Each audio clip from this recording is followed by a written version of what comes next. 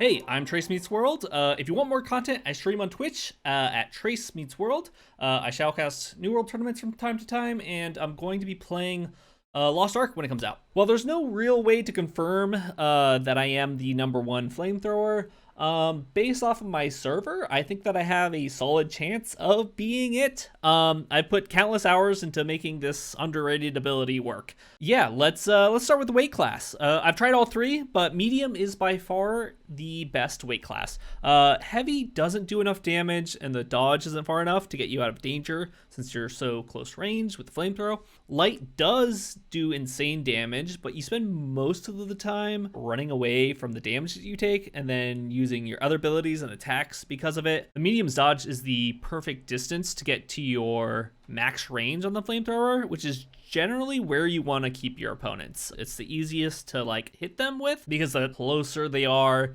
the more that you have to like move your cursor around. As far as secondaries, I've tried using Axe for the grab well combo. I've tried using Void for the root Oblivion damage buff, but it takes too long to swap over to the flamethrower after you root Oblivion.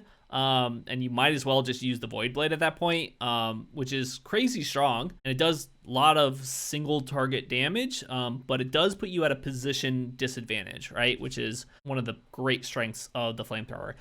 So positioning in fights is everything. That is the flamethrower superpower. You don't have to be within melee range to get damage onto multiple enemies. You're like just outside melee range. So the best secondary is the Ice Gauntlet. It's the best at zoning enemies, which is crucial for the flamethrower. And we'll get more into that later, but for now, let's get into the armor perks. #1 is gonna be our accelerating flamethrower. Getting that movement speed and keeping people in the range that you want is great. And I've tried out the keen haste on the fire staff and in the weapon mastery, the combat speed. We'll get more into this later, but generally the haste hasn't been really enough to be worth it. But the next patch is going to have a big haste buff to the fire staff, so that could definitely be an option. Also, like, don't judge me on the gear. I'm not a PvEer, so a lot of my gear is like redundant or just not that great,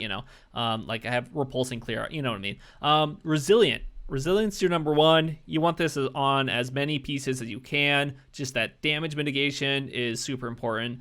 #2 is freedom. On my heavy set, I have like 3-4 perks of freedom. I would at least get one. I think 2 to 3 would be ideal. So unending thaw, right? You can get it on your armor. I also have it on the ice gauntlet. This one here. It's like redundant. Anyway, for my jewelry, I have on my amulet, I have stamina recovery and max health. Just helps me stay alive more. On the ring, I have Brilliant, which is 10% roughly, max mana, which is great, and also Keen Awareness. So I have tested out the flat 5% fire damage perk. Instead of Keen Awareness, you can't have both of them. And I just found that Keen Awareness just performs better. And then for my earring, I have Refreshing Toast just to get faster potions, and Focused for the mana regen. For the Fire Staff perks, I have Keenly Empowered. You could also go Keen Vicious. Obviously, Keen Vicious, Keenly Empowered would be God tier. For the gems, I have the Arcane, the Cut Flawed, like the tier 1 gem in the Fire Staff, and the tier 1 Lightning gem in the Ice. It doesn't matter which one you use. Both of these just people don't have resistances for. That's why I picked them. But they do, according to my calculations, it does roughly 11% more damage than the base thing, and it's just the best gem to have. As far as attributes, so for war, I'll do 150 con and then the rest int. At 134, I can eat the glazed bear. OPR, I go 100 con and then the rest int. In war, you definitely want basically the freedom potion. That is like, just get as many of those as possible. It's the best thing. Use it preemptively, reactively, anytime you can, basically. All right, here are my weapon abilities. So I have the Flamethrower, obviously, with the no cooldown is a must. And then Burnout, extra distance, it's a must for repositioning. Clear Mind, Spell Singer, 10% extra chance to crit, 15%. Basically, this is your Vicious here, 15% damage. The Rune for extra damage. It's not consistent, but when you can get it off, does big damage. Now, for your third ability, I used to run Fireball, just 1 point in Fireball, and I had a bunch of these perks over here. Now, these, combat speed, I think, is good. It's not great, and these crit gets you the burning damage. You might be like, oh, I want to get all the burn damage, but it's 3%. The burn damage is nothing. Don't fall for it. And the burn 20% longer, it's not enough damage to be worth it. So Pillar Fire and Fireball, right? You can pick either. You don't really use either that much. You don't need to, because you want to get in there with the Flamethrower. As far as the ice abilities, you can kind of just do this however you want, but definitely pick up Ice Shower, Ice Storm. I run Ice Spikes to be able to get ultimate chill, but Ice Spike is inconsistent damage, right? It misses a lot. It feels good when you hit it. If you're great with it, great. Okay, let's talk about positioning. You never want to be targeted as the Flamethrower. If someone gets on me, I usually back off, zone with the ice wall, burn out away, just get to another part of the battlefield where people aren't targeting you. When you enter a fight, you always want to be trying to sneak up behind people that are preoccupied fighting someone else, because you can get a backstab bonus. The Flamethrower does backstab. And my crit modifier, I have gotten up to about 1.4. In other words, 40% extra damage. Most of the time, you won't get to backstab. That's why Keen and Keen Awareness are important. Rotation. Oftentimes, I will open up with the Ice Curtain to make myself a safe space while I Flamethrow.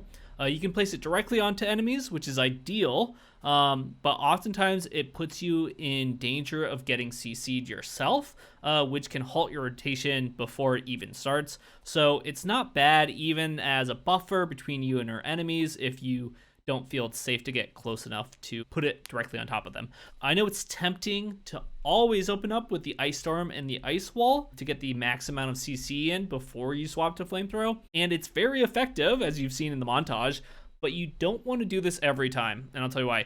The Flamethrower outputs a ton of damage, and if you see someone else doing a CC, such as a Hammer Shockwave or an Axe Gravwell, get in there with the Flamethrower as soon as possible to capitalize on their CC, because outputting timely damage is your main job. This also allows you to save your ice zoning abilities if someone turns on you. And this brings me to the last tip I have for the Flamethrower. CC is your counter. If you get chain CC'd, you will likely die. Luckily, the Flamethrower has a very neat trick. You can dish out damage and play reactively at the same time. What that means, basically, if you're a melee, for instance, right, you are full committing to every melee swing, right, because you are right on top of your enemy. But the flamethrower, right, you create some distance between you and your enemy. You're still doing damage to them. The flamethrower doesn't have a cooldown, right? So when you see a shockwave or other CC abilities come out, you can dodge it, right? Because you are actively looking for those so that you can dodge and then get back into the flamethrower. This has been my New World Ultimate Flamethrower Guide video. If you liked it, make sure to leave a like and subscribe. You can catch me over on Twitch at TraceMeetsWorld. Look at these damage numbers. They're beautiful. There's nothing like it. All right, peace.